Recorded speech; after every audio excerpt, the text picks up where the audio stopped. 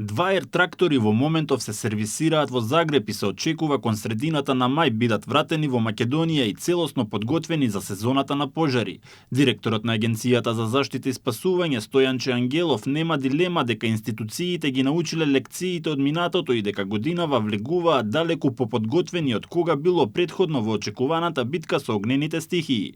Во моментов државата на располагање има околу 800 пожарникари и само еден функционален авион ер-трактор. Од земја пак огнот ќе се гаси со помош на 43 специјални воени и полициски возила кои владата ги пренамени минатата година и ги стави во функција за заштита од пожари.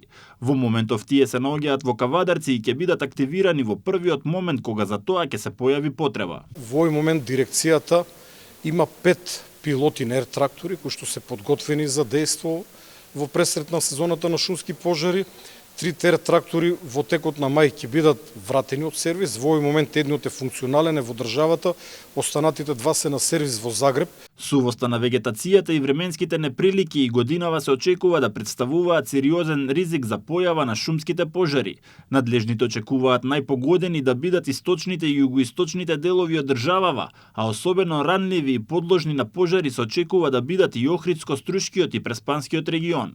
За таа цел беше организиран проект од Европската унија кој има за цел да ги зајакне капацитетите за справување со шумските пожари, преку граничната соработка и подобрување на оперативната подготвеност.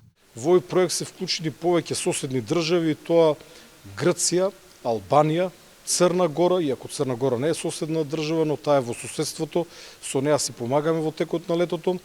Исто така Австрија како членка на Европската унија, Бугарија како членка на Европската унија и Кипар. Тоа ќе се реализира во, како што кажа директорот, во регионот на Струга и Охрид и таму, бидејќи имаме од стратешки карактер и интерес двете национални паркови, од Галичица, од албанскиот дел Јабланица, која што фактички представуваат и големо богатство во делот на животната средина. Дирекцијата за заштита и спасување во моментов располага со 8 специјализирани тимови кои се распоредени на целата територија на Македонија. 2021 година беше една од најлошите за земјава, кога изгореа над 11.000 хектари во периодот од јуни до септември. Тогаш беа регистрирани 142 шумски пожари, а штетата беше проценета на 2,3 милијарди денари.